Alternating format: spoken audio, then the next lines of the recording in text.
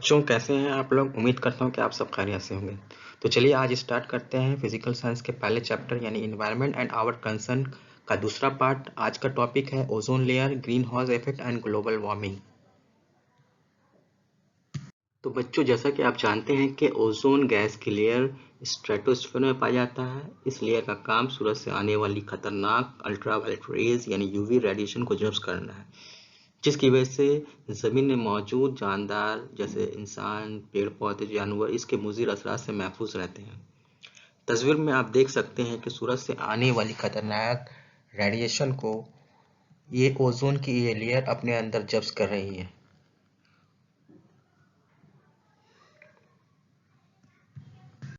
तो आइए अब हम देखते हैं कि ओजोन लेयर बनती कैसे है। दरअसल सूरज से आने वाली यूवी रेडिएशन जब ज़मीन तक पहुंचती है तो ज़मीन में मौजूद ऑक्सीजन के मॉलिक्यूल इन यूवी रेडिएशन को अपने अंदर जब्स करके ऑक्सीजन के एटम में टूट जाती है। ये ऑक्सीजन के एटम दूसरे ऑक्सीजन के मॉलिक्यूल के साथ मिलकर ओजोन की मॉलिक्यूल बनाती है।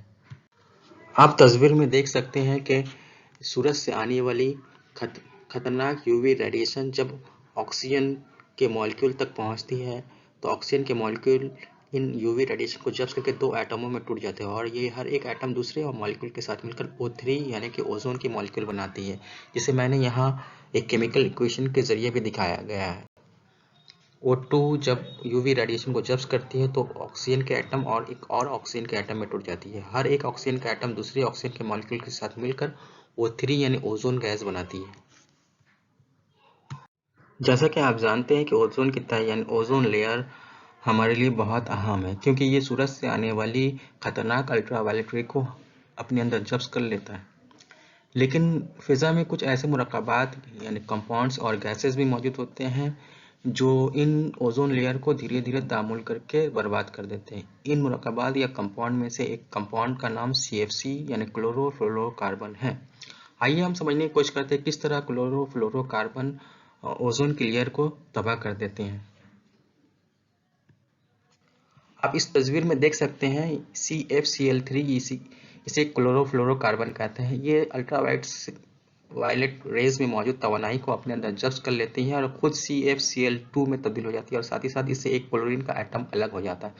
यही अलग हुआ क्लोरीन का एटम ओजोन के एक मॉलिक्यूल से तामुल करके इसे ऑक्सीजन गैस में तब्दील कर देती है और खुद ClO यानी क्लोरीन ऑक्साइड में तब्दील हो जाती है। ये क्लोरीन ऑक्साइड दोबारा एक ओजोन के मॉलिक्यूल से तामुल करता है और उसे भी ऑक्सीजन गैस में तब्दील कर देता है और खुद ClO से Cl के एटम में तब्दील हो जाता है और यही सिलसिला लगातार जारी रहता है। इसे मैंने इस तस्वीर में इस तरफ दिखाया है। आप देख सकते हैं कि CFC में मौजूद एक क्लोरीन एटम अलग हो जाता है और ये ओजोन के मॉलिक्यूल से तामुल कर लेता है और उसके बाद ClO बनने के बाद ये दोबारा दूसरे ओजोन के एटम से तामुल करके इसे भी ऑक्सीजन में तब्दील कर देता है।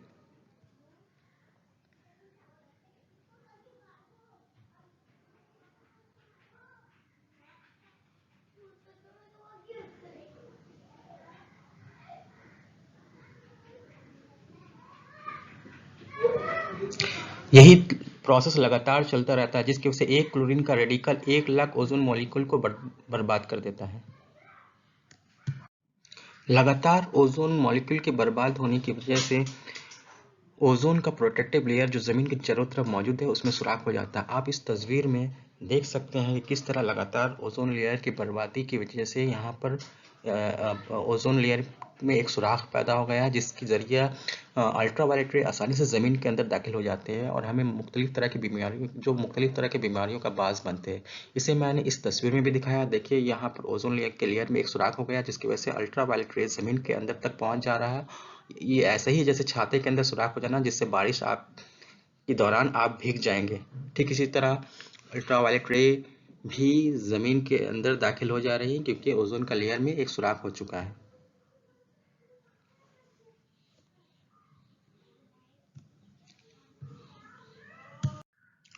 ओजोन लेयर में मौजूद ओजोन मॉलिक्यूल का लगातार ऑक्सीजन गैस में टूटने की वजह से ओजोन लेयर में एक सुराख हो जाता है। इस सुराख की वजह से अल्ट्रावायलेट रेज ज़मीन में आसानी से पहुंच जाती है और ज़मीन में रहने वाले तमाम जानदारों की ज़िंदगी को मुतासिर करती है, चाहे वो इंसान हो, या पेड़ पौधे या आबी जानदार तमाम किस्म के जानदारों में मुख्तलिफ किस्म की बीमारियों का बाज़ बनती है। आप तस्वीर में देख सकते हैं कि जब अल्ट्रावायलेट रे इंसान की आंखों पर पड़ती है तो इनमें मोतियाबिंद जैसी बीमारी पैदा कर देती है या इंसान मुस्तकिल तौर पर अंधा हो जाता है। जब यही अल्ट्रावायलेट रे इंसान के जिस्म पर यानी जिल्द पर पड़ती है तो उनमें जिल्द का कैंसर यानी स्किन कैंसर पैदा करती है। यहाँ आप तस्वीर में देख सकते हैं कि जब अल्ट्रावायलेट रे पेड़ पौधों पर पड़ती है तो उनके पत्ते को जर्द यानी पीला कर देती है, जिसकी वजह से इसमें फोटोसिंथेसिस के अमल में रुकावट पैदा होती है। साथ ही साथ इसमें कई तरह के दाग धब्बे पैदा हो जाते हैं फोटोसिंथेसिस। इसके अलावा जब अल्ट्रावायलेट रे आबी जानदार पर पड़ती है तो इसकी स्किन को भी बुरी तरह मुतासिर करती है। आप तस्वीर में देख सकते हैं कि ये वो मछली है जो अल्ट्रावायलेट रे से मुतासिर नहीं हुई है, लेकिन जब हम यही मछली जब अल्ट्रावायलेट रे से मुतासिर हो जाती है तो वो देखने में कुछ इस तरह की नजर आती है। तो बच्चों आइए अब हम समझने की कोशिश करते हैं कि ग्रीन हाउस किसे कहते हैं।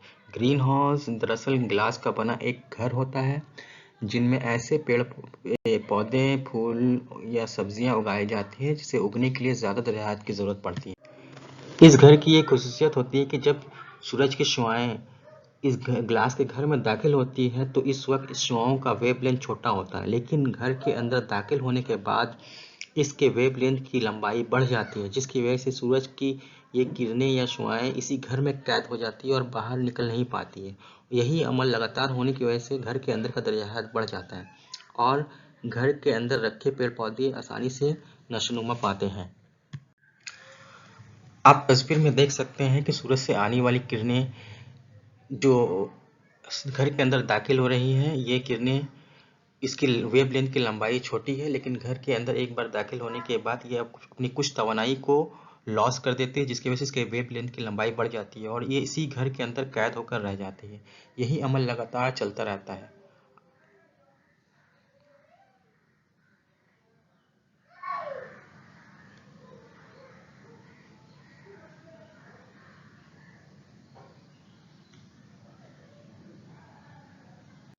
हमारी ज़मीन के चारों तरफ भी कुछ ऐसे गैस मौजूद होते हैं जो ज़मीन से मुनक्कस होकर आसमान की तरफ जाने वाली हरारती तवानाई को अपने अंदर जब्स करके ज़मीन की दरियाहत को बढ़ा देती है।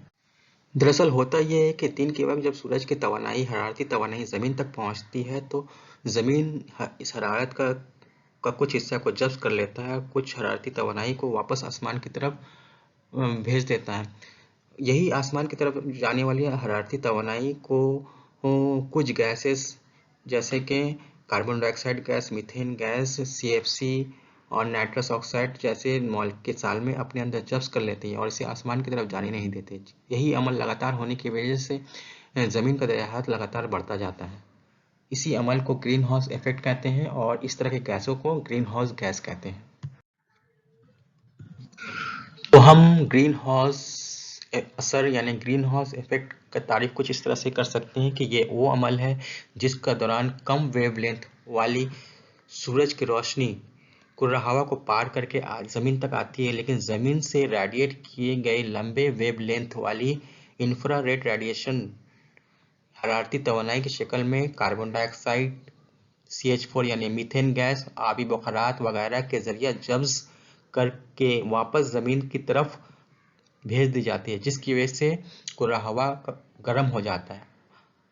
आप देख सकते हैं कि सूरज से आने वाली वेवलेंथ जिसे शॉर्ट वेवलेंथ कहते हैं ये ज़मीन तक पहुंच रही है, लेकिन ज़मीन से मुनक्कस होने के बाद जब ये आसमान की तरफ जा रही है तो इसका वेवलेंथ बढ़ जाता है यानी लॉन्ग वेवलेंथ हो जाता है, जिसकी वजह से ज़मीन में मौजूद तमाम तरह के कार्बन डाइऑक्साइड के मॉलिक्यूल, मीथेन के मॉलिक्यूल इसे जब्स करके वापस ज़मीन की तरफ भेज देती है। यही अमल लगातार चलता रहता है। आप देख सकते हैं कि एक बार आने के बाद सूरज की रोशनी इसी फिजा में ट्रैप होकर रह गई है, इसलिए इसे ट्रैपिंग ऑफ हीट का अमल भी कहते हैं।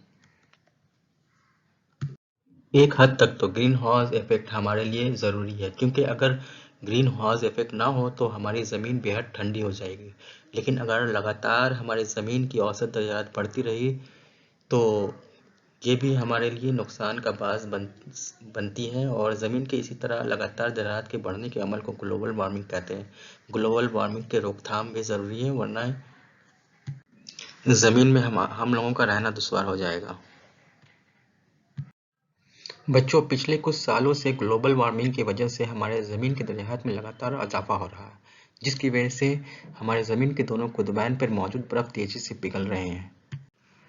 अगर ये बर्फ़ यूं ही तेज़ी से पिघलते रहे तो बहुत जल्द समुद्र और दरियाओं में पानी का लेवल बहुत बढ़ जाएगा, जिसकी वजह से समुद्रों और दरियाओं के किनारे आबाद शहरें पानी के अंदर डूब जाएंगी। इसके अलावा ग्लोबल वार्मिंग की वजह से जाड़े का मौसम छोटा हो जाएगा और कम सर्द होगा, और गर्मी का मौसम लंबा और ज़्यादा गर्म हो जाएगा। मज़ीद ये है कि ग्लोबल वार्मिंग की वजह से बहुत तरह की बीमारियों में भी इजाफा हो जाएगा। मुख्तसर ये कि अगर हम ग्लोबल वार्मिंग को नहीं रोकें तो ये हमारे लिए बहुत तबाही का बाज़ बन सकता है। बच्चों, आप इस तस्वीर में देख सकते हैं कि हमारे ग्लोबल वार्मिंग की वजह से हमारे कुतबैन पर मौजूद बर्फ़ कैसे तेज़ी से पिघल रहे हैं। अगर ये बर्फ़ के पिघलने का सिलसिला इसी तेज़ी से जारी रहा तो दरियाओं और समुद्र में पानी की सतह यानी लेवल बढ़ जाएगा, जिसकी वजह से दरियाओं के किनारे आबाद शहरें बड़े बड़े सैलाब की वजह से डूब जाएंगी।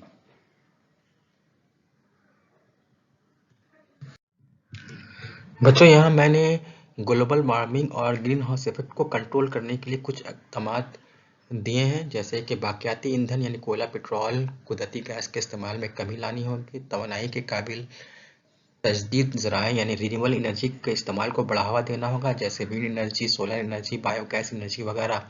गाड़ियों और सनतों से होने वाली आलूदगी को कंट्रोल करना होगा ताकि कम से कम कार्बन डाइऑक्साइड फ़िज़ा में जा पाए।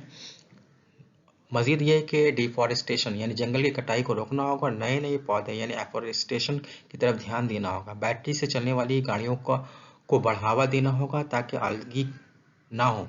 मज़ीद ये है कि पुरानी इंजन वाली गाड़ियों पर रोक लगानी होगी ताकि कम से कम पॉल्यूशन हवा में पहुंच पाए। आप देख सकते हैं यहाँ मैंने इलेक्ट्रिक कार को दिखाया है जो बिजली से चलती है और बैटरी के ज़रिए इसे रिचार्ज किया जाता है। मज़ीद ये कि अगर पुरानी कार जिससे हवा में कार्बन डाइऑक्साइड में इजाफा होता है, ऐसी कार में को कम से कम करना होगा ताकि और ज़्यादा से ज़्यादा बैटरी वाली कार को लाना होगा मार्केट में। साथ ही साथ जंगल की कटाई को रोकना होगा, साथ ही साथ नए दरख्त को लगाना होगा ताकि ग्रीन हाउस इफेक्ट को कम किया जा सकता है और ग्लोबल वार्मिंग को रोका जा सके।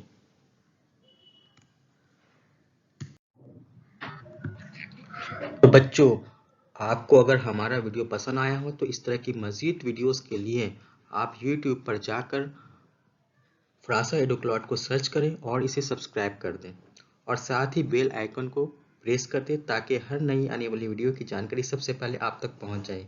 मज़ीद ये कि आप फ्रासा एडुक्लॉट को फेसबुक, इंस्टाग्राम और टेलीग्राम पर फॉलो करते रहें ताकि सब्जेक्ट से मुतल्लिक नई जानकारी आप तक पहुंचती रहे।